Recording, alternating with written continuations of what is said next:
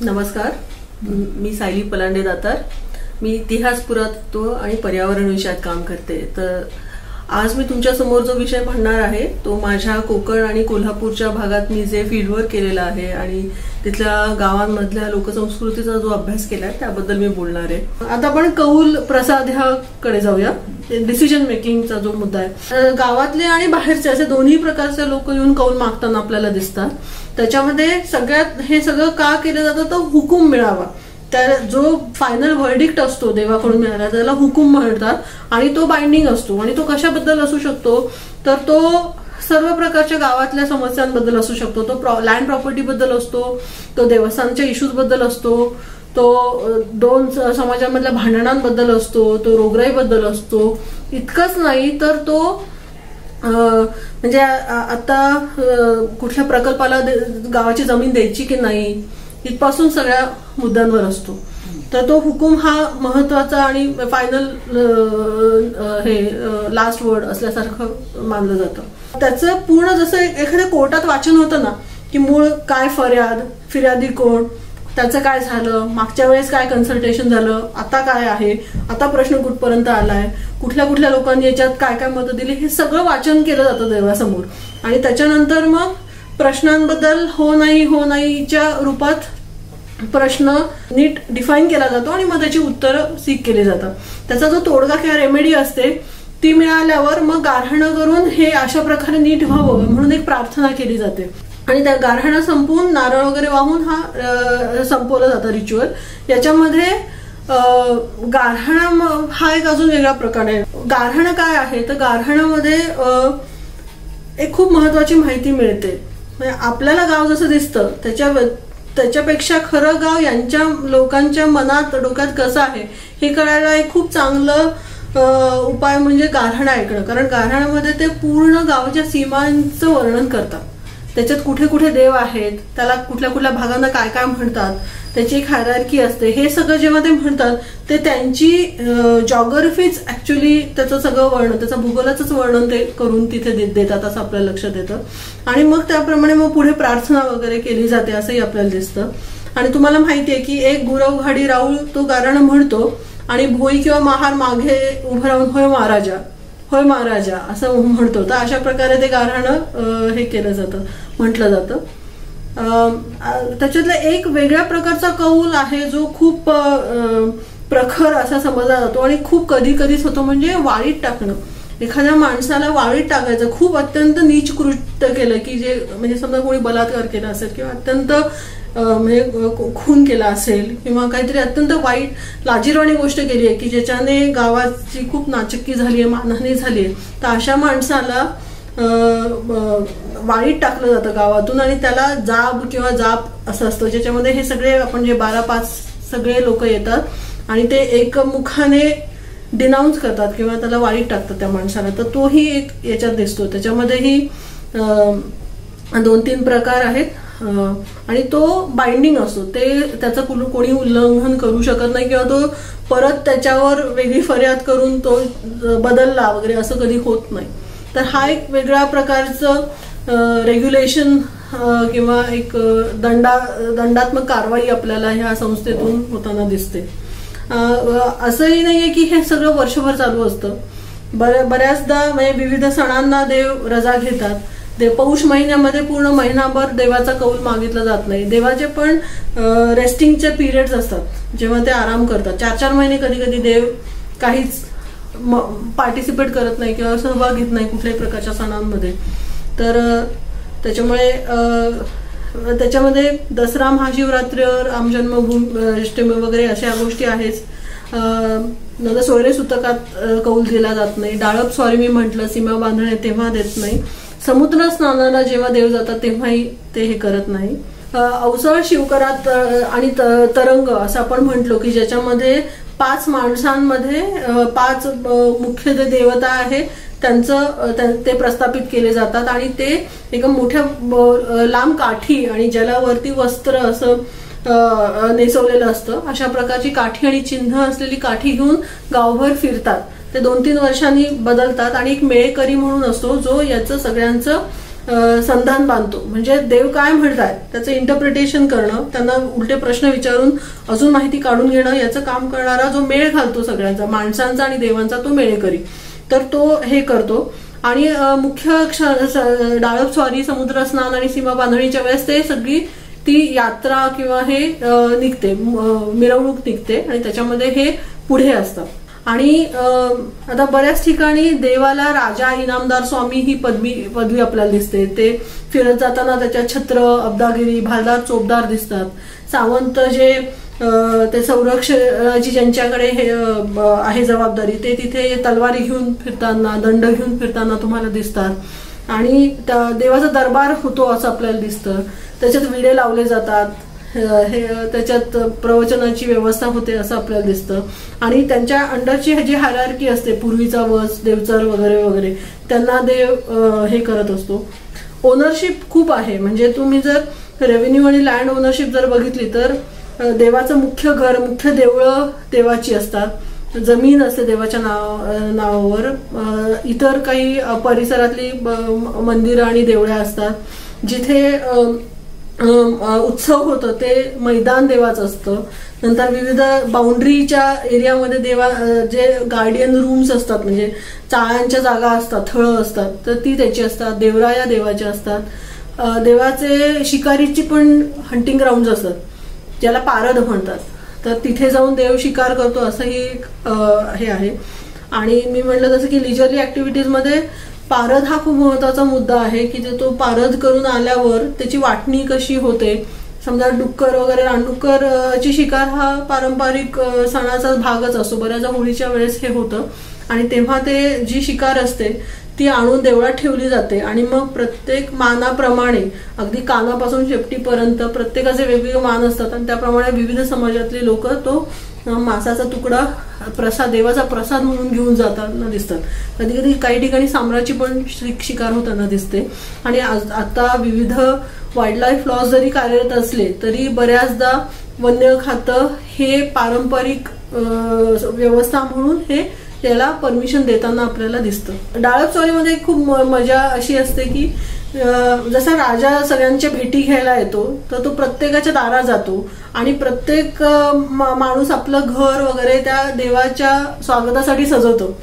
जर एखादी सजावट खूप आवडली तर देव त्याला इनाम देतो की तुला 100 रुपये माझ्या खजिन्यातून. मग लगेच कारकून त्याची नोंद करतो. नंतर रीतसर त्याला जाऊन त्याला पैसे दिले जातात किंवा काहीतरी खाऊ दिला जातो. कधी कधी घरातले जे देव असतात ते त्या कुटुंबातल्या बाईच्या किंवा माणसाच्या अंगात येतात. आणि म्हणजे भवानी असेल तर ती त्याच्या अंगात येते आणि मग ती त्या देवांना भेटायला येते असंही दिसतं. तर मग मी बघितलं की असे लोकांच्या अंगात आलंय कारण देव आलाय म्हणून देवी हा अंगात आली आहे गावातल्या देवांना भेटायला. अशा प्रकारची पण व्यवस्था दिसते. आणि खूप छान म्हणजे खेळीमेळीचं वातावरण असं सजवलेलं असतं अख्खं गाव. बोटीतून सुद्धा देव पलीकडे जातो, इतर वाड्यांमध्ये जातो. आणि असं नाही की काही निषिद्ध आहेत. म्हणजे अनेक ठिकाणी आता आचऱ्यामध्ये गैबी पीर आहे तर त्याचा नारळ रामेश्वराला येतो. मग रामेश्वर त्याला भेटायला जातो. मग त्याच्या ठिकाणून जाताना जास्त आवाज करायचा नाही तर मग खास फक्त सनईचंच वादन होतं. असं ते सगळ्या प्रकारचे सगळ्यांना धरून सगळे सोपस्कार पाडतात. कुठल्याही प्रकारचे दंगे किंवा समाजात मध्ये तिढे असे तुम्हाला तिथे होताना दिसत नाही. त्याच्यावर काव्य रचलं जातं, हे रचलं जातं. असे ते पण खूप मजेशीर आहे. हे जे देव हा पूर्ण फक्त गावागावापुरता मर्यादित नाही. आपण जेव्हा म्हणतो साळशी महालामध्ये 84 गावं आहेत तर त्याच्यामध्ये प्रत्येक गावाचा संबंध असतो. आणि तो संबंध कशा प्रकारे तुम्ही राखता तर प्रत्येक गावाचे ते जे देव असतात ते बऱ्याचदा एकमेकांना भेटायला येतात. ते कधी सीमेवर भेटतात, कधी एकत्र उत्सव करतात. कधी कधी त्याच्यामध्ये कुणकेश्वरचा जो देव आहे देवगडचा तो खूप महत्वाचा आहे. तर तो असा सगळ्यांना मोठ्या भावासारखा आहे. तर ते सगळेजण त्याला भेटायला जातात आणि चालत जातात. हे सगळे 12-25 लोक ते काठ्या घेऊन देवाला तिथे चालत नेतात. मग तिथे समुद्र स्नान करतात, देव स्नान करतात, लोक स्नान करतात. तिथे कुठे राहायची त्याची व्यवस्था असते. नंतर मग कुणकेश्वराला जाऊन कपडे करतात. कुणकेश्वर त्यांना कपडे करतो, पानं देतो. मग नंतर बऱ्याच ज्या बहिणी असतात, विविध देवी, 7 देवी आणि 2 भाऊ असतात बऱ्याचदा, भूतनाथ, वेता आणि हा असतो रवळनाथ, आणि 7 माऊली, हे ते अशा सातेरी सगळ्या 7 देवी असतात. तर त्या भावांना धोतर नेतात, भाऊ यांना चोळी बांगडीचं हे करतो. म्हणजे अशा प्रकारच्या पण व्यवस्था आहेत आणि त्याच्यातून ते गावांचे एकमेकांशी संबंध चांगले ठेवले जातात असं आपल्याला दिसतो. तर ही जी सिस्टीम आहे, म्हणजे ज्याला आपण कौल, गाऱ्हाण आणि जाब म्हणतो आहे, जे वेगळ्या प्रकारचं गाऱ्हाण आहे, ह्या तिन्ही गोष्टींमधून आपल्याला असं दिसतं की लोक त्या देवतेला कल्पून त्याच्याशी एक संवाद साधायचा प्रयत्न करताना असं दिसतंय. त्याच्यामध्ये ते पूर्ण जी सत्ता आहे ती त्या पाषाणांमध्ये किंवा शिवकळांमध्ये, पण ती मुख्यतः देवांकडे एक सार्वभौम राज्य दिल्यासारखं ही व्यवस्था आहे असं आपल्याला दिसतं. आता ह्या ज्या सगळ्या व्यवस्थेमध्ये काय प्रयत्न आहे, आपण जर नीट खोलात जाऊन बघितलं तर तो म्हणजे इंडिव्हिज्युअल बायस जो आहे किंवा पूर्वग्रह आहे तो कसा आपल्याला बाजूला राखून एखादा निर्णय घेता येईल असा प्रयत्न केल्याचा इथे दिसतो. पण ते करताना आपल्याला लक्षात येतं की त्याच्यामध्ये कुठलीही वैज्ञानिक दृष्टी नाहीये. हे जे आहे ते रॅन्डम लॉजिकच्या आधारे केलं जातं, कारण शेवटी कौल हा त्याच्यामध्ये सेंट्रल येतो आणि तो रॅन्डम लॉजिकवर बेस्ड आहे. म्हणजे ती कुठली कार्यकारण भाव त्याला तसा काही नाहीये. ही व्यवस्था आहे. पण याच्यामधून काय होतं तर गाव आपली जी एक सांस्कृतिक आणि सामाजिक ओळख आहे ती सारखी प्रस्थापित करत राहतं हे अशा प्रकारच्या रिच्युअल्स मधून, आणि ते स्वतःचं असणं, अस्तित्व त्याच्यातून जगत राहतं असं आपल्याला दिसतं. आणि 12-5 आणि अवसर असं नक्कीच तिथे सगळे म्हणतात की आम्ही नीती मूल्य पाळून सर्व प्रकारच्या न्याय्य गोष्टी करून आणि सामाजिक समता राखून हे निर्णय घ्यायचा प्रयत्न करतो असं त्यांचं बऱ्याच ठिकाणी क्लेम आहे. आणि काही ठिकाणी ते घडतानाही दिसतं. पण त्याचबरोबर आपल्याला हेही दिसतं की ह्या सिस्टीम ह्या मध्ये काही इनहेरंट फ्लॉज आहेत, काही प्रॉब्लेम्स आहेत, ते पण आपण बघूया. याच्यामध्ये आपल्याला दिसतं की त्यांनी फिजिकल आणि मेटाफिजिकल म्हणजे भौतिक आणि अधिभौतिक गोष्टींचं एकत्र करून एक त्यांचं स्वतःचं विश्व रचलं आहे गावाच्या पातळीवर. ते करताना ते काय करतात की ते जो सार्वत्रिक जो विश्वास आहे त्याचा एक आधार घेतात आणि दुसरं म्हणजे आदर आणि भीतीचा आधार घेताना दिसतं. तर भीती ही मुळाशी आहे असं आपल्याला दिसतं, आदर आणि भीती, आणि त्याच्यातून ते मानसिक आणि सामाजिक स्वास्थ्य गावाचं नीट ठेवायचा प्रयत्न करताना आपल्याला दिसतात. आणि मला असं वाटतं की वैज्ञानिक युगाच्या पूर्वीच्या काळामध्ये भीती हा खूप सेंट्रल एलिमेंट आहे ज्याच्यावर आपले धर्म पण बऱ्यापैकी आधारित आहे असं आपल्याला दिसतं. आपल्याला हेही दिसतं की ह्या एकतर जमिनीशी निगडीत मुद्दा आहे, त्याच्यामुळे पैशाशी निगडीत मुद्दा आहे, त्याच्यामुळे अनेक ठिकाणी तुम्हाला आता ह्या संस्थेमध्ये खूप मोठ्या प्रमाणात भ्रष्टाचार होताना दिसतो, त्याच्यामध्ये एक्सप्लॉयटेशन होताना दिसतं. विशिष्ट जे मार्जिनलाइज कम्युनिटीज आहेत त्यांचं याच्यात कधी कधी शोषण होताना दिसतं. आणि नशिबाने आपल्याकडे पंचायत राज सिस्टीम आणि हे असल्यामुळे त्याला थोडी तरी सोय आहे असं आपण म्हणू शकतो. तिथे ती नाहीये. इथे जे काय यू आर काइंड ऑफ तो अब्यूज होऊ शकतो आणि तुम्हाला तिथेच त्याच्या पलीकडे जाता येत नाही त्या सिस्टीमच्या बाहेर. त्याच्यामुळे अजूनही माझा अभ्यासाचा प्रयत्न आहे की याच्यातले जे काही सत्तेची समीकरणं आहेत आणि त्याचे उतरंड आहेत ती अजून नीट समजून घेण्याचा माझा प्रयत्न आहे ह्या अभ्यासामध्ये. आणि आपल्याला असं दिसतं की आज ती सगळीकडे पूर्णपणे कार्यरत नाहीये, काही ठिकाणी कार्यरत आहे, काही ठिकाणी नाहीये. पण ती बऱ्याचदा जी आपली प्रस्थापित पंचायत राज सिस्टीम आहे त्याला एक पूरक पण भूमिका बजावत असते, काही ठिकाणी ती मारक पण भूमिका बजावत असते. अशा दोन्ही प्रकारे गोष्टी होतात. अनेक योजना ह्या संस्थेमुळे राबवल्या जातात किंवा राबवल्या जात नाहीत. तर त्यामुळे त्याचं एक समज असणं, त्याचं एक भान आपल्याला असणं हे खूप गरजेचं आहे जर आपल्याला म्हणजे समाज म्हणून पुढे जायचं असेल किंवा तिथे काही प्रकारचे वेगळे गोष्टी करायच्या असतील, गाव पातळीवर काम करायचं असेल, सामाजिक कामं करायची असतील तर. आणि ही जी संस्था आहे ही वंशपारंपरागत हक्क देते, ती मेल डॉमिनेटेड आहे, त्याच्यामध्ये स्त्रियांना ऑलमोस्ट म्हणजे काही स्थान नाहीये आणि आहे ती धार्मिक भावनांवर अवलंबून आहे. तर हे तिचे काही वैगुण्य असू शकतात आजच्या काळात असं मी म्हणेन. आणि अर्थात इट इन्व्हॉल्व सुपर ह्युमन्स आणि ह्युमन्स, त्याच्यामध्ये एक फॅन्टसी एलिमेंट आहे. पण त्याच्यातून कुठेतरी गाव पातळीवर एक कम्युनिटी डिसिजन मेकिंग होताना आपल्याला दिसतं. तर ते लिमिटेड कॅपॅसिटीमध्ये आहे, पण एक मर्यादित स्वरूपामध्ये कम्युनिटी रिप्रेझेंटेशन दिसतं. आणि त्याच्यामध्ये ब्राह्मणांचं वर्चस्व किंवा विशिष्ट मराठा समाजाचं वर्चस्व असेलच असं नाही. ह्या कौल प्रसादाच्या अभ्यासातून मी ही 12पाच्याची देवस्कीचा अभ्यास करायचा प्रयत्न केला.